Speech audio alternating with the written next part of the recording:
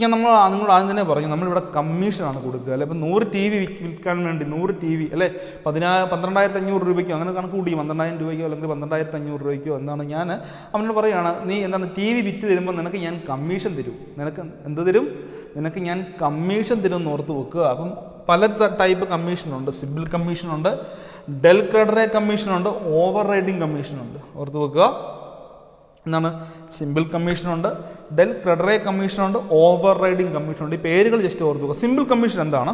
Okay, this is usually അല്ലേ, this is usually a fixed percentage on the total sales calculated as per mutual agreed terms. ഞാനും അവനും തമ്മിൽ എന്താണ് ഒരു ടേംസുകൾ കൊടുക്കും. എന്താണ്? നിനക്ക് ഇത്ര ശതമാനം കമ്മീഷൻ തരാം. അതാണ് സിമ്പിൾ കമ്മീഷൻ അല്ലേ. നിനക്ക് ഇത്ര ശതമാനം കമ്മീഷൻ, നീ TV വിറ്റോളൂ, നീ വിൽക്കുന്ന TVക്ക് ഞാൻ ഇത്ര രൂപ, നിനക്ക് ഇത്ര ശതമാനം ഞാൻ കമ്മീഷൻ തരാമെന്ന് പറയുകയാണ്.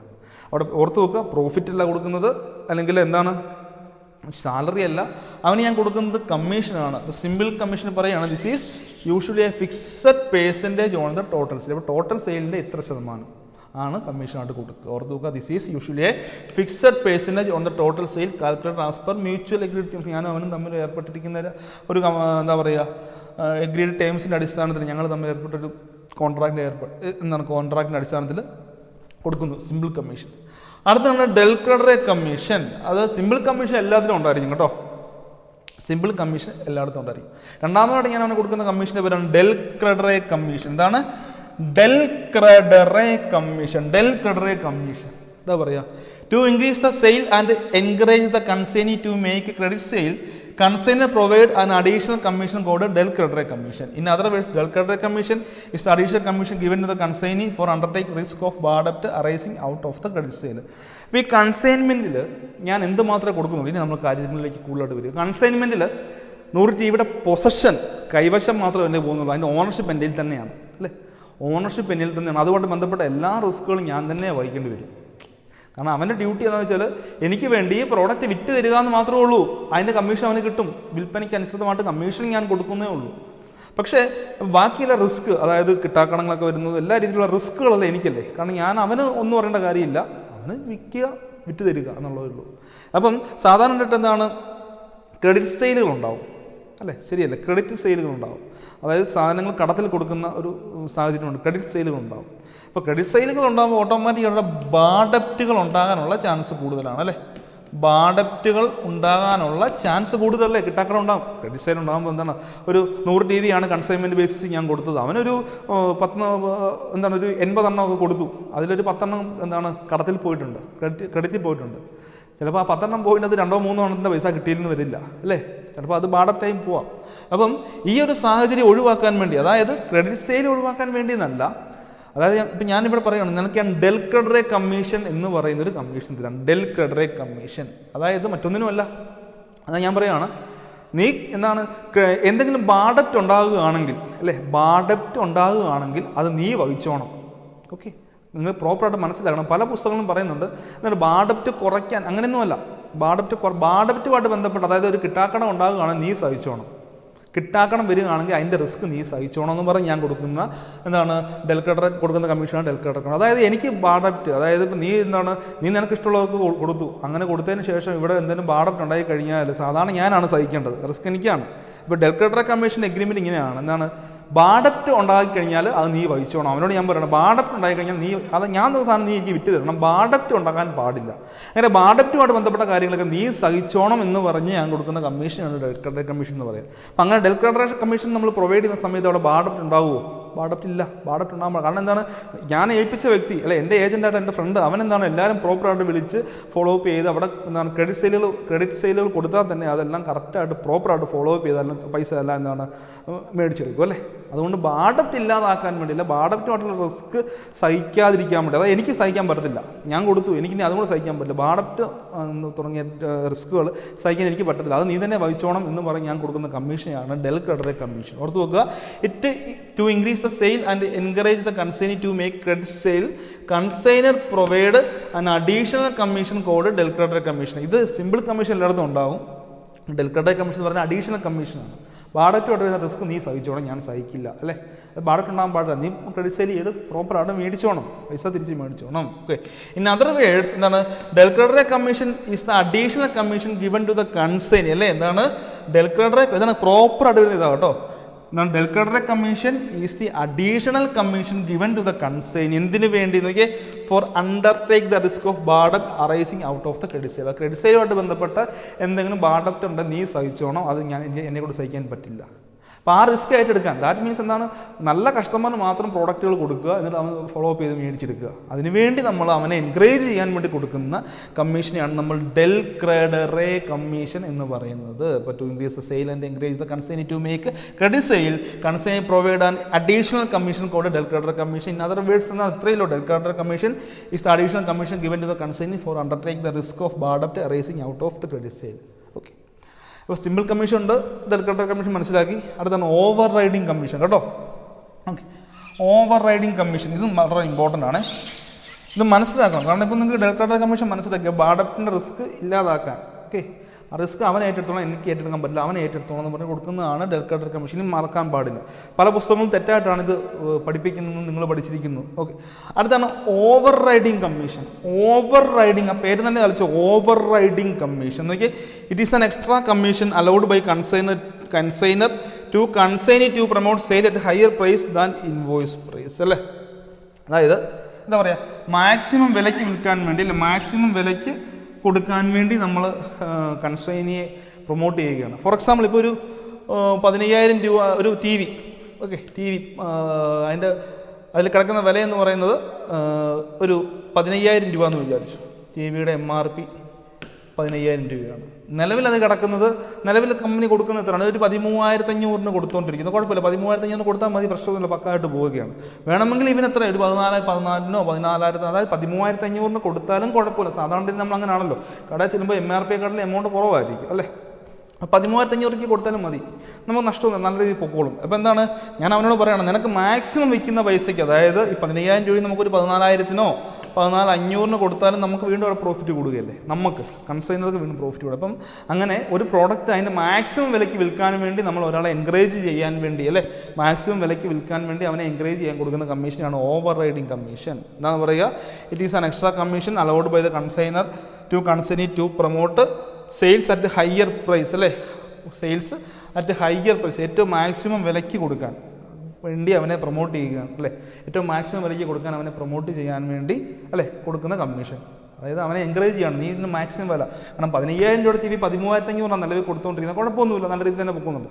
വേണമെങ്കിൽ ഒരു 14,000 14,500 രൂപ കൊടുത്താൽ, അതായത് 13,500 താഴെ പോകാൻ പാടില്ല, 13,500 കൊടുത്താൽ മതി, നമുക്ക് നഷ്ടമൊന്നുമില്ല, നല്ല രീതിയിൽ തന്നെ പൊക്കോളും, കാര്യങ്ങൾ സ്മൂത്ത് ആയിട്ട് പൊക്കോളും. വേണമെങ്കിൽ എന്താണ് 15 രൂപ അതിൻ്റെ MRP ഉണ്ട്, വേണമെങ്കിൽ അവനൊരു 14,000-നോ 14,300-നോ 16,500-നൊക്കെ എന്താണ് അവന് വിൽക്കാൻ പറ്റുമല്ലോ. അത് മാക്സിമം വിലയ്ക്ക് വിൽക്കാൻ അവനെ പ്രൊമോട്ട് ചെയ്യാൻ വേണ്ടി അല്ലേ, അവനെ എൻകറേജ് ചെയ്യാൻ കൊടുക്കുന്ന കമ്മീഷനാണ് ഓവർ റൈഡിങ് കമ്മീഷൻ എന്ന് ഓർത്ത് നോക്കുക കേട്ടോ. ഓക്കെ. അടുത്താണ്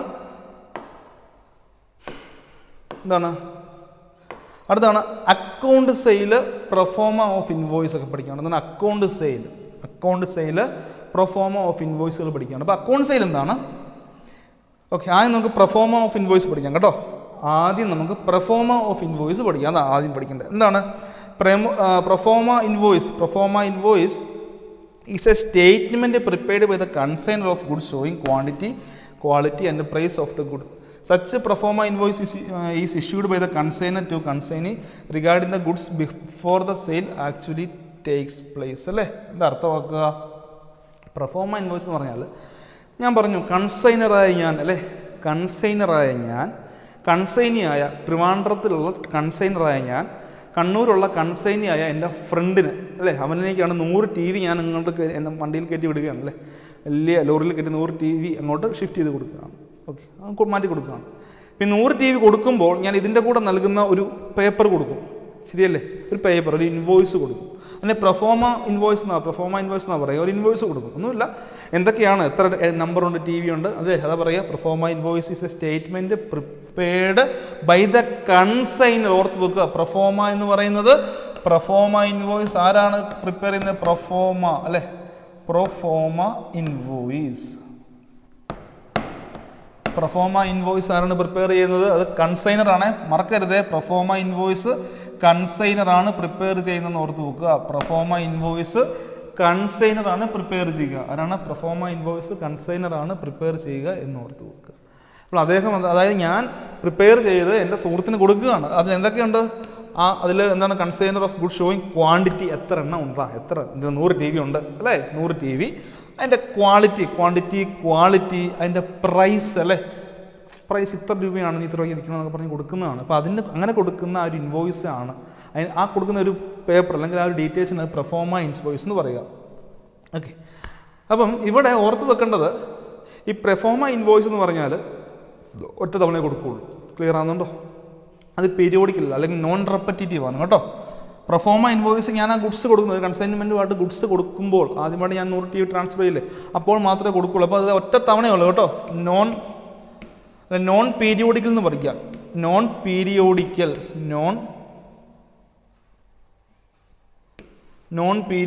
എന്ന് ഓർത്ത് നോക്കുക. അതാണ് പ്രൊഫോമ ഇൻവോയ്സ് നോൺ പീരിയോഡിക്കലാണ് കേട്ടോ. അതൊന്ന് ജസ്റ്റ് ഒന്ന് ഓർത്തോണേ, ഇവിടെ നമ്മുടെ നോട്ടിലില്ല. Proforma invoice non periodical, that means ഒറ്റ തവണ അല്ലെ, ഒറ്റ തവണ വൺ ടൈം, ഒറ്റ തവണയും നമ്മളിത് കൊടുക്കുകയുള്ളൂ. കാരണം ഒരു തവണ മാത്രം നമ്മൾ എന്ത് ചെയ്യാറുള്ളൂ, കൊടുക്കാറുള്ളൂ. കാരണം ആദ്യത്തെ തവണ മാത്രം. ഓക്കെ, അപ്പം അങ്ങനെ കൺസൈനിക്ക് കൊടുക്കുന്ന ആ ഒരു ഒരു ഇൻവോയ്സ് ആണ് പ്രൊഫോമ ഇൻവോയ്സ്. അപ്പോൾ ഒറ്റ സംശയം കൂടെ അല്ലേ, എനിക്കൊരു സംശയം, നിങ്ങൾക്ക് സംശയം കാണും, എന്താണ് ഇതിനെ പ്രൊഫോമ ഇൻവോയ്സ് എന്ന് പറയുന്നത് അല്ലേ? അപ്പോൾ ഇത് ഇപ്പോൾ എല്ലാവരും പറയാം ഇൻവോയ്സ് പോയിട്ടിരിക്കുന്നു. അപ്പോൾ ഈ പ്രൊഫോമ ഇൻവോയ്സും ഒരു ആക്ച്വൽ ഇൻവോയ്സും തമ്മിലുള്ള വ്യത്യാസം എന്താ? ഒരു പ്രൊഫോമ ഇൻവോയ്സും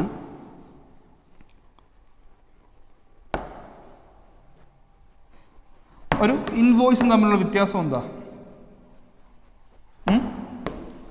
പ്രൊഫോമ ഇൻവോയ്സ് തമ്മിലുള്ള വ്യത്യാസം എന്താ? പ്രൊഫോമ ഇൻവോയ്സ് എന്ന് പറഞ്ഞാൽ എല്ലാവരും പറയും ഇൻവോയ്സ് പോലെ തന്നെ ഇരിക്കുന്നു. എന്നാൽ പിന്നെ ഇൻവോയ്സും പ്രൊഫോമ ഇൻവോയ്സും തമ്മിലുള്ള വ്യത്യാസം നമ്മൾ കാണിക്കേണ്ട കാര്യം എന്താ വ്യത്യാസം? ഓക്കെ, എല്ലാവർക്കും ആർക്കെങ്കിലും അറിയാമോ? അല്ലെ, നിങ്ങൾക്ക് അറിയാമെന്ന് ഞാൻ വിചാരിക്കുന്നു, നിങ്ങളുടെ മനസ്സിലുണ്ടാവുമെന്ന് വിചാരിക്കുന്നു. എന്താണെന്ന് വെച്ചാൽ ഒന്നുമില്ല. കാരണം ആക്ച്വൽ ഇൻവോയ്സ് ആണെങ്കിൽ അതിൽ പേയ്മെൻറ്റ് കൊടുക്കും അല്ലേ. ഇപ്പോൾ നമ്മൾ സാധനം പോയി കടയിൽ നിന്ന് മേടിക്കുന്ന ഇൻവോയ്സ് ഇരുന്ന് നമ്മളവിടെ പേയ്മെൻറ്റ് നൽകുന്നുണ്ട് അല്ലേ. ഇപ്പോൾ ഇവിടെ കൺസൈൻമെൻറ്റിൽ പേയ്മെൻറ്റ് നൽകുന്നുണ്ടോ? അതായത് ഇത് കൊടുക്കുമ്പോൾ പേയ്മെൻറ്റ് കൊണ്ട് മേടിക്കുന്നുണ്ടോ? ഇല്ലല്ലോ. കാരണം എനിക്ക് വേണ്ടി വിൽക്കാൻ ഏജൻറ്റിനെ ഞാൻ ഏൽപ്പിക്കുന്നതേ ഉള്ളൂ. അപ്പോൾ ഇത് ആക്ച്വലി ഇൻവോയ്സ് പോലെ ഇരിക്കും. ആണ് എല്ലാ കാര്യങ്ങളും ഉണ്ട്. എന്താണ് ക്വാണ്ടിറ്റി, റേറ്റ്, എല്ലാ സംഭവം അതിനകത്തുണ്ട്. പക്ഷേ അവിടെ പേയ്മെൻറ്റ് നടക്കുന്നില്ല. അതുകൊണ്ടാണ്, അതായത് ആ കൊടുക്കുന്ന സമയത്ത് 100 TVയുടെ പേയ്മെൻറ്റ് തിരിച്ച് നൽകുന്നുണ്ടോ? ഇല്ല. അതുകൊണ്ടാണ് നമ്മൾ ഇതിനെ പ്രൊഫോമ ഇൻവോയ്സ് എന്ന് പറയുന്നത്. Not an actual invoice, it's a proforma invoice പോലെ അല്ലേ, പക്ക ഇൻവോയ്സ് പോലെ തന്നെ. പക്ഷേ പേയ്മെൻറ്റ് നടക്കുന്നില്ല. സാധാരണ നമ്മൾ കടയിൽ പോയി കുറച്ച് TV 10-100 TV മേടിക്കുന്നു. അപ്പോൾ അവിടെ നമ്മളെന്താണ് ഒരു ഇൻവോയ്സ് തരുന്ന നമ്മൾ പേയ്മെൻറ്റ് കൊടുക്കുന്നു. ഇവിടെ പേയ്മെൻറ്റ് നൽകുന്നില്ല. കാരണം എന്താണ്, എനിക്ക് വേണ്ടി ഞാൻ വിൽക്കാൻ അവനെ ഏൽപ്പിക്കുന്നത് ചെയ്യുന്നേ ഉള്ളൂ. അതുകൊണ്ടാണ് ഇതിനെ പ്രൊഫോമ ഇൻവോയ്സ് എന്ന് ഓർത്ത് നോക്കുക കേട്ടോ.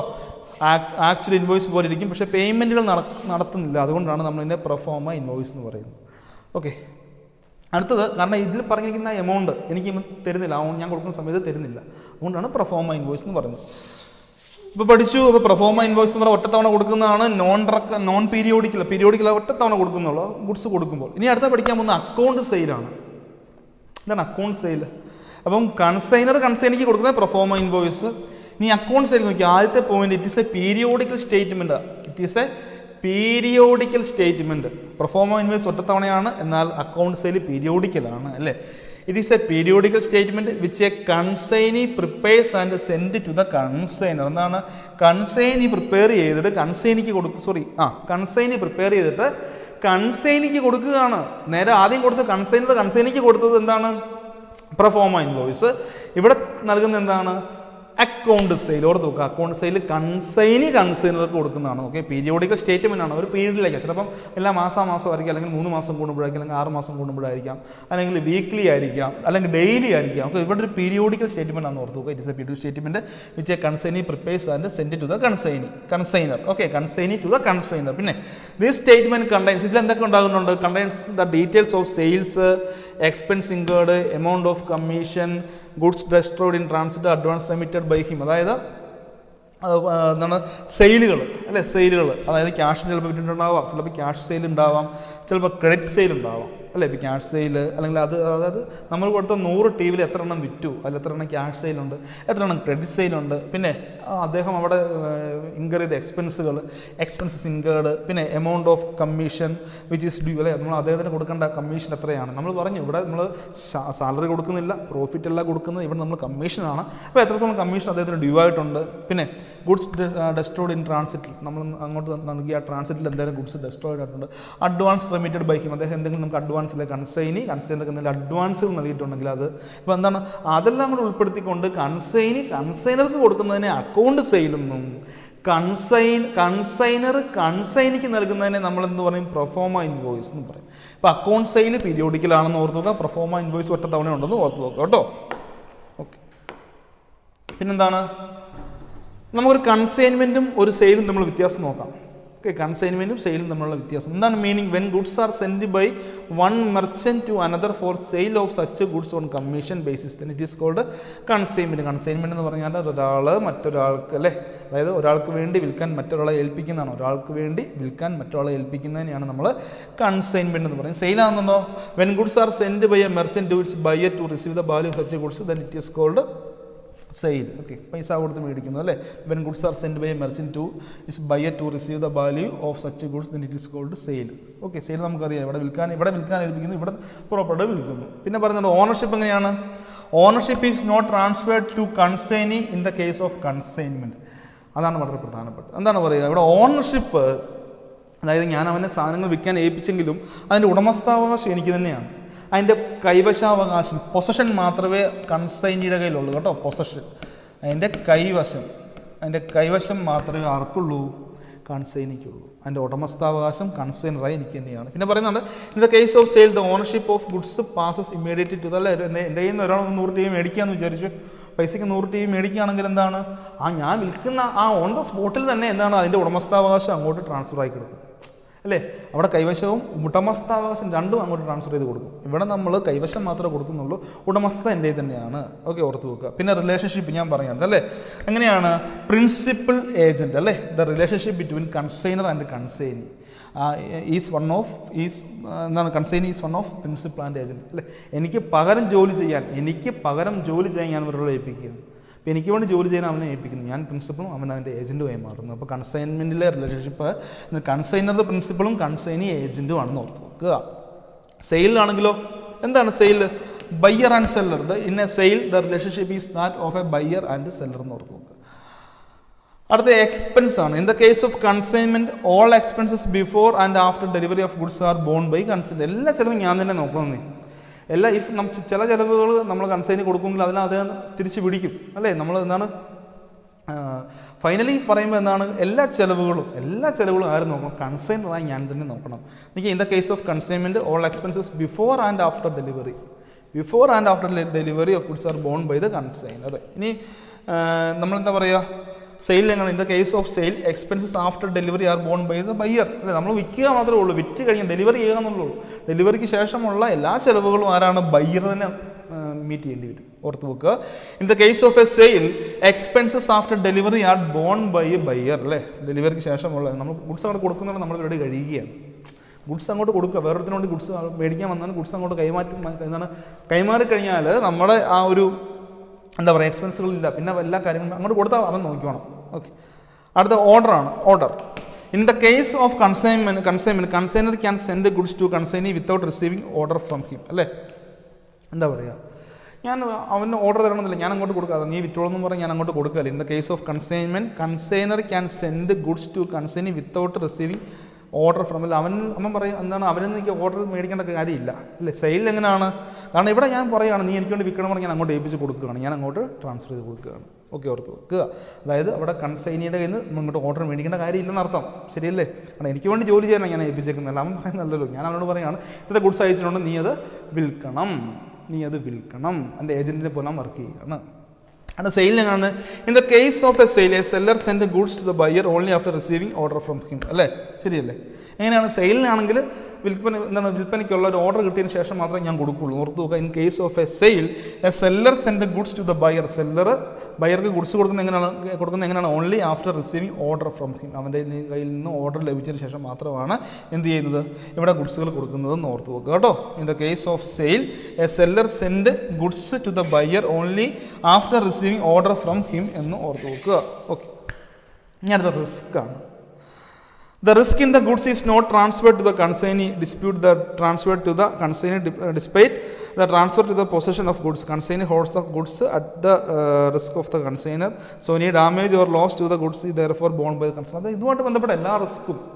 ഇതുമായിട്ട് ബന്ധപ്പെട്ട എല്ലാ റിസ്കുകളും ആര് തന്നെയാണ്? കൺസൈനർ തന്നെ വഹിക്കണം അല്ലേ? അതാ പറയുക, the risk in the goods is not transferred to the consignee despite the transfer to the consignee. അതായത് ഗുഡ്സ് സെൻഡ് ചെയ്ത് കൊടുത്താലും സെൻഡ് ചെയ്ത് കൊടുത്തില്ല, അതായത് കൊടുക്കുന്നതിന് മുൻപ് അല്ല, ഇതിൻ്റെ റിസ്ക് അതായത് ഞാൻ കൊടുക്കുന്ന ഗുഡ്സുമായിട്ട് ബന്ധപ്പെട്ട എല്ലാ റിസ്കുകളും ആരാണ്? കൺസൈനർ തന്നെ വഹിക്കണം എന്ന് ഓർത്ത് വെക്കുക. ഓക്കെ, കൺസൈനർ തന്നെയാണ് റിസ്ക് എല്ലാം ബിയർ ചെയ്യേണ്ടതെന്ന് ഓർത്ത് വെക്കുക. ഇനി അടുത്തത് സെയിൽസിൽ എങ്ങനെയാണ്? In the case of a sale the risk is immediately transferred to the buyer. Product അങ്ങോട്ട് കൊടുത്തു കഴിഞ്ഞാൽ പിന്നെ അതുമായിട്ട് ബന്ധപ്പെട്ട കാര്യങ്ങളെല്ലാം ബയ്യറിൻ്റെ, എൻ്റെ അല്ല. ഓക്കെ, ഇപ്പോൾ റിസ്ക് ആരാണ്? കൺസൈനറാണ്. സെയിലിലെ റിസ്ക് ആർക്കാണ്? അത് ബയ്യർക്കാണല്ലേ. കാരണം ആരാണോ എൻ്റെ പ്രോഡക്റ്റ് മേടിക്കുന്നത്, ഞാൻ 100 കൊണ്ട് കൊടുക്കും, എൻ്റെ ഒരാൾ വന്ന് പൈസ ടി വി മേടിച്ചുകൊണ്ട് പോവുക, ബയ്യർ മേടിച്ചുകൊണ്ട് പോവുക, പിന്നെ എനിക്ക് അറിയേണ്ട കാര്യമില്ല. എന്നാൽ കൺസൈൻമെൻറ്റ് അങ്ങനെയല്ല. എന്താണ്? എല്ലാ റിസ്ക്കും കൺസൈനർ തന്നെ മീറ്റ് ചെയ്യണം. അപ്പം സെയിലിന് അങ്ങനെയല്ലല്ലേ. In the case of a sale the risk is immediately transferred to the buyer എന്നോർത്ത് വെക്കുക. ഓക്കെ, അപ്പോൾ കൺസൈൻമെൻറ്റ് എന്ന് പറയുന്ന ടോപ്പിക്ക് നിങ്ങൾക്ക് മനസ്സിലായെന്ന് ഞാൻ വിചാരിക്കുന്നു. വീഡിയോസ് കണ്ട് കാര്യങ്ങൾ മനസ്സിലാക്കുക. ഓക്കെ, നമുക്ക് എന്ത് ചെയ്യാം? അടുത്ത ടോപ്പിക്കുമായിട്ട് അടുത്തൊരു ക്ലാസ്സിൽ കാണാം. Okay, thank you.